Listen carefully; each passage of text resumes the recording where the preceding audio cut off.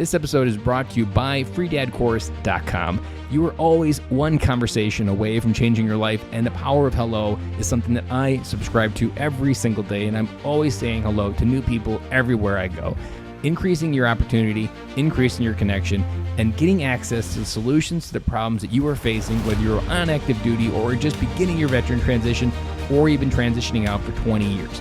On the other side of hello are the solutions that you're looking for. Again, head on over to freedadcourse.com. Get your 5-episode audio course to create more connection, create more friendships, and get back to living the life that you're trying to design. Dory 1, this is Fireteam Delta. Dad's coming home. Welcome to the Military Veteran Dad Podcast, where it is our mission to bring every dad home. I am your host, Ben Killoy. I'm a United States Marine veteran, husband, and a father. We will bring authentic conversations to inspire action in your life so we can close the gap between the dad you are today and the dad you want to be tomorrow. This is the Military Veteran Dad Podcast. Welcome back to the Military Veteran Dad, episode 49. Before we get started with this week's episode, I'd like to pause for a moment to honor Chief Warrant Officer David Knagle. He was 33, and 2 days ago, as of recording of this podcast, he died in Afghanistan when his helicopter crashed. It was still under investigation, so we don't know why the helicopter crashed, but he left a wife and a 5-year-old daughter behind in Hawaii. He was stationed at Fort Hood, Texas, and I just wonder, when I first read this, I'm going to admit that I was in tears reading it in Starbucks when I was preparing for this episode, because every time I read one of those, it just hits me to the core of why this podcast matters, what the gift that we have matters as being a dad, and the honor we still get to have that David no longer gets to do of being called a dad again and to feel our kids' love and for our kids to feel our love. We need to make sure that we live up to the sacrifice of those dads that don't come home. This week's episode is going to be about friendships. And it's going to be another solo. And we're going to keep going with these solos for a little bit longer.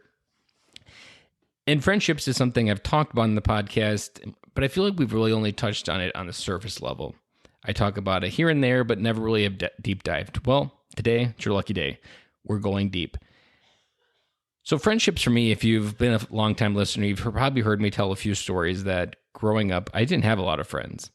And not having those friends in life, in middle school, and especially high school, really held me back. And it held me back because I was essentially trying to create friendships, but in the wrong way. I was not sure who I was, so I would always become the person that I thought I needed to be friends with whoever I was around. So then I started becoming this multiple personalities depending on the group of friends that I was with, because I felt like that's how I got accepted. Instead of standing up for myself and who I was and stepping into that, I would really just kind of hide in the shadows and create these personas. And I think that's what led to my weaker mindset of not being able to feel confident, because I really didn't know who I was, who Ben Killoy was on the inside. But not having those friends really kind of just made me afraid to step into the limelight. Now, when I was in Okinawa, after boot camp, I got through school and I got stationed in Okinawa, I would say I really had good friends over there. I stepped more into who I was, and a lot of that comes from because you have an identity. You have the military identity that's assigned to you. So I feel like it's a little bit easier because you all have that common language to relate to each other.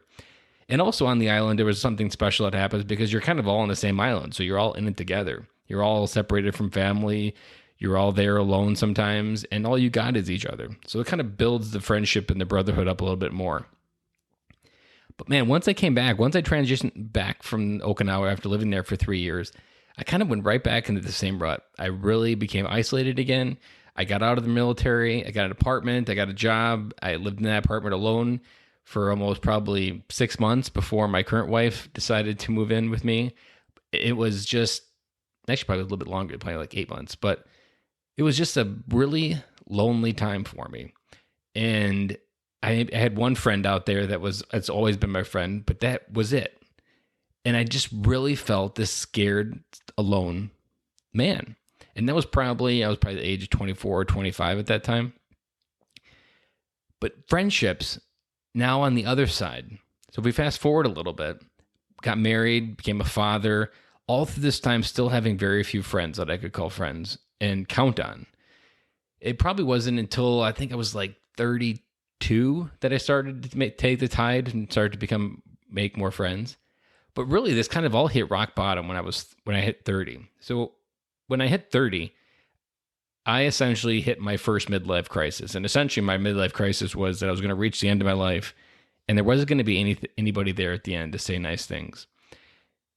And it was because I didn't really have anybody in my life that was actually going to care whether I was here or not. That's how my mindset was. I was married and I had a daughter at the time, but my mindset still wasn't there because I just didn't feel like I had other quality people in my life to help reinforce who I was, or help maybe believe in myself of who I was at that time. And then fast forward a little bit, someone gave me the advice that if you want a result in your life you've never had, then you need to do something that you've never done. And that really woke me up into this idea that friends is something I've always wanted. And I've probably in that time had thought I was doing everything that I needed to get friends, but the result was never one of producing friends. So I was like, I wonder what's one thing I've never done. And this is where it gets super simple, but this is all I needed to do was I needed to talk to people. I was like, you know what? In order to have friends, you need to talk to people. And I'm often afraid to talk to people.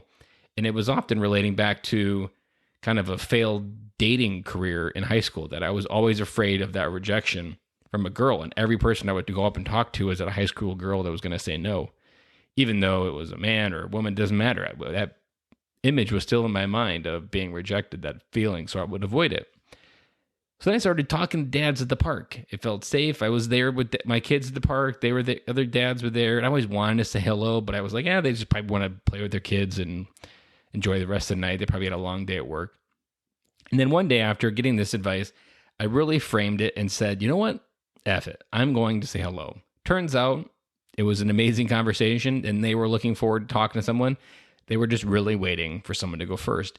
And it was about the third dad of the park that I met a guardsman who lives up in Madison that really just proved that this process has something to it, because at that time I was starting to play around with something in the veteran space. I was starting to write. I was starting to blog. It was very unclear at the time, but nevertheless, I found the third person I started talking to was someone that could help forward or help me understand or just become a friend in that area. Like I connected with him because we have a common bond of serving the military.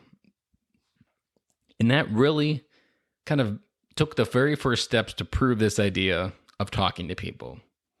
Because at that core of talking to people is where you find commonality. And once you find commonality, that's where you can kind of build those core pieces of a friendship.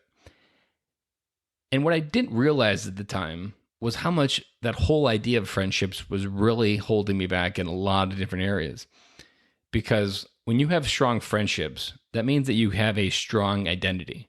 And if you have a strong identity, then you have a strong personality. Not necessarily strong in a bad way, but you know who you are. Your personality isn't something you try to figure out every day. You are easily comfortable in your own skin because people around you have gravitated towards you because they like who you are. That idea of friendship has created opportunity in my life. It's created a better marriage. It's created better networking. It's created better career opportunities. I have connected with so many people now because I've talked to people, and it all started at the park. But for me, talking to people is now almost something that you probably heard me say it a couple times, of the best transition advice is talking to strangers and figure out how to do it well and how to do it often. Because when you have the mindset of friendships, and don't think of it as someone that you need something from, think of it as someone that you genuinely just want to be a friend with. Because when you go in with that mindset, everybody wants a friend. Everybody needs a good friend. And when you go in that mindset, you can create a connection that's not based on a win-win. That's not based on business. It's just based on the human connection. And when you do that over and over and over, you can't help but have people that want this help see you win, just by the nature of how the human society works, that people want to help people they care about. And if you created a friendship where they are interested in you becoming successful just because they like you, you will slowly start rising above through your career path, through whatever path you're going on. You will start getting momentum. But you can't go in with any other thing other than the idea of friendships. I am confidently saying that I am where I am. I have this podcast. I am a stronger dad, a husband, a father, a Marine veteran. All of these things happened because I became more confident talking to people. And it still scares the hell out of me talking to people. I was just talking to a school of kindergarten through third grade, and that literally, my anxiety, I felt like I was going to explode and have anxiety all over the wall. So for me, it still is an issue, but I continue to face through it. I continue to walk through it. And that's why the friendships matter. They have this ability inside to make you confident enough to keep your life moving forward. But without them, that isolation is something that destroys and eats alive a military dad, because we knew what that brotherhood felt like. We long for that feeling to come back, but we don't necessarily know what it is. But yet we are also fighting the lone wolf, that we can't tell someone we don't have it all together. We can't tell someone that we are struggling with an emotion that we don't understand. We can't tell someone that we're having an anger inside, like a fire in your chest, that you can't express in any other way, so you have to hold it in. These are things that we're fighting against that prevent us from this idea of trying to create another brotherhood, because on the other side of transition, we feel like we need to have it all together. That civilians look at us military veterans as, oh man, that man really has it all together. He must, because he was in the service. He's tough as nails. I'm not as tough as nails. I'm probably as weak as a rubber nail. And owning that and recognizing that is something that I've been able to do, but only through talking about it, because talking about it lets you get it outside your head. Talking about it lets you see it in a different way, lets you invalidate a crazy thought because you had a connection with a friend. And this also leads into something that we talk about on the podcast, which is having a tribe. That one of my bigger takeaways on the podcast has been, we were never meant to do life alone. That for 3,000 years and even further, but let's say 3,000 years, men have survived on this planet in tribes. We hunted together. We grew together. We became men together. We learned how to grow through wisdom and experience. And only in the last 200 years, when we really started to enter the Industrial Revolution, did we kind of decide that maybe there's a different way. But that's not saying that that's a better way, because we decided to go into factories instead of hunt and fish. And it's when we started to do that, we started moving into this only mode that we needed to do was this providing. And the protecting part and the presiding was really kind of fading away, that all we needed to do was provide for our family, and that became the bare minimum. But for a military dad, providing isn't enough, because we have these feelings inside that we don't know necessarily what they are, but we know that when we hear protect, provide, preside, that those kind of resonate. Those should hit a frequency inside that, like, that's something that I'm not necessarily thinking about doing, that I kind of do think about my job as I just need to provide and I can come home and I've done my part of being a dad. But I'm here to tell you there is so much more to being a dad, because for 3,000 years, we lived in tribes, but we raised men and women in those tribes, that we did that together. We did that through our own experiences. And that's what we need to do as dads today. And this is why I often say that military dads are some of the best dads on the planet, because we have lived one of the most adventurous lives that most people will never even get to touch. And we did it in a very compounded way, and we did it in a very unique way as well. And that these experiences and life events, whether good, bad, doesn't matter, these all happened for us to be able to create stronger kids. And by creating stronger kids, you've heard me talk about it, we create a stronger legacy. And if you create a stronger legacy, you can really leave something that your name goes on living for much longer than your time on this earth. But going back to the very beginning, friendships. Friendships are the vehicle of how to do this in 2019. that friendships are the one way, it's the kryptonite to what you're feeling inside. It makes it neutral because when you have a friend, you feel, I know that's for firsthand that I feel this many times. When you have a friend in your corner rooting for you, you can't help but get excited. And that wasn't always the case for me. I literally felt alone. I felt like this hollow person inside. And this really kind of hit home for me through something that I've been doing on the side leading up to this podcast. Was I was part of the Dad's Edge Mastermind Alliance group. I've been in it for almost 3 years now. And it's really where I started working and got inspired to be a dad, kind of got motivated that there were other ways you could be a dad, making friends. My first friends, I originally had probably more friends in Facebook than I did in real life. And when I went to a summit that we had for this mastermind group, it was 60 men, and we all met in St. Louis. And that event is where, if you've heard me talk in the podcast, I became the guy that gives good hugs. That was kind of where that was born. And so I went in with this mindset of just shaking hands. It felt uncomfortable. This online version of Ben Cloy was coming into the real world. What people are going to think? Are they going to reject me? Was that high school girl going to win and say, no, Ben, you're not the same guy as you are online? And quickly, by the end of that event, it was 2 days. I can honestly say I've never felt more love for who I am from 60 random people that I met on the internet than I did through those 2 days. And that sounds crazy as I say it out loud, but that's true. That I felt like $1 million because of the validation that those 60 men gave me. They breathed life into me. And I remember something very vividly the next day when I got back and I went to the gym and I was lifting weights and I looked in the mirror and for the very first time in probably a long time, I saw a badass looking at me back. And it sounds funny to say it, but that's how I felt. Like I don't often look in the mirror and see a badass. That sad, empty little boy oftentimes is that person that shows up. But that day, I felt like a badass and I could conquer the world.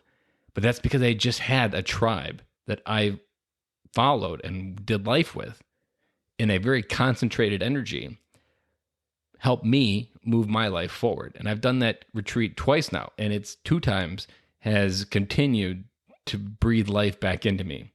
And this second time that I went back this year in 2019, it was even an odder feeling. Like previous year, I had this huge gap between who I was and who I was meant to be. This year, I could definitely tell the gap was less, and I still had definitely some big moments.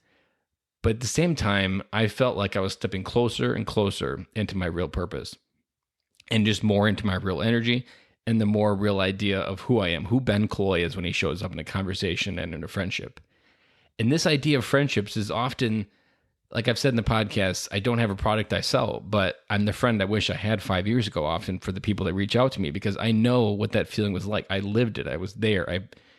I felt every bit of that emotion that you're feeling right now. If this is you and you're looking for a friend, friendship is the one thing that I wanted most, and I give it freely, and I'm more than willing to have any conversation to help you realize that potential of having friendships in your life, to be that first friend that helps you take that step forward. It's something that I believe in more and more with every episode of the podcast, that friendships are the one way that a veteran or an active duty man can move their life forward in a way they've never imagined. And I'm not just talking about friends that you can share a bar story with. I'm talking about friends that you can share a deep moment with, that you don't have it all together, that you need help. These are the friends that I have in my life, and these are the friends that I do life together with, and they've helped me become who I am today and show up for you on this podcast as the Ben Cloy that you've known over this past year. That these friends are the one thing that if you're looking for some way to come home, and maybe you've been listening to the podcast, but you haven't figured out that first step, what that first step is. Remember, friendships is what did it for me. And talking to dads at the park was the most simplest thing that I could do. But it is the first few steps that I took to come home. And it was almost 4 years ago when I did that. And I would say I'm still working on coming home. I don't think we all fully ever come home because we always still are growing and working through who we are and working through our own internal battles. But that first step for me was talking to a dad at the park. So if you're listening to this episode and it resonated and you're feeling empty inside, find a park, take your kids, find a dad, and the favorite question that's nice and safe. You don't have to stress what that first question is, because the first question that always works for me was, how old are your kids?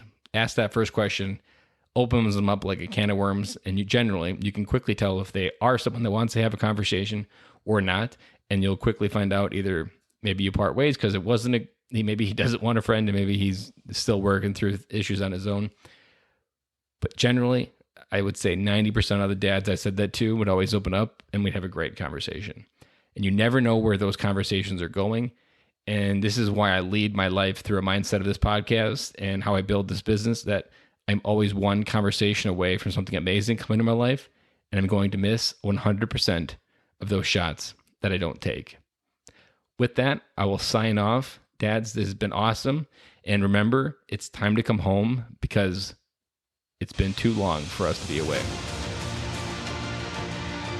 That's a wrap. And thank you for listening to today's show, and I really hope you enjoyed it. The lifeblood of any new podcast are the reviews. If you haven't reviewed the podcast yet on iTunes, I would really appreciate it, and you will help us get the message out to even more military veteran dads. As John Maxwell says, if there is hope in the future, there is power in the present. Dads, it's time to come home.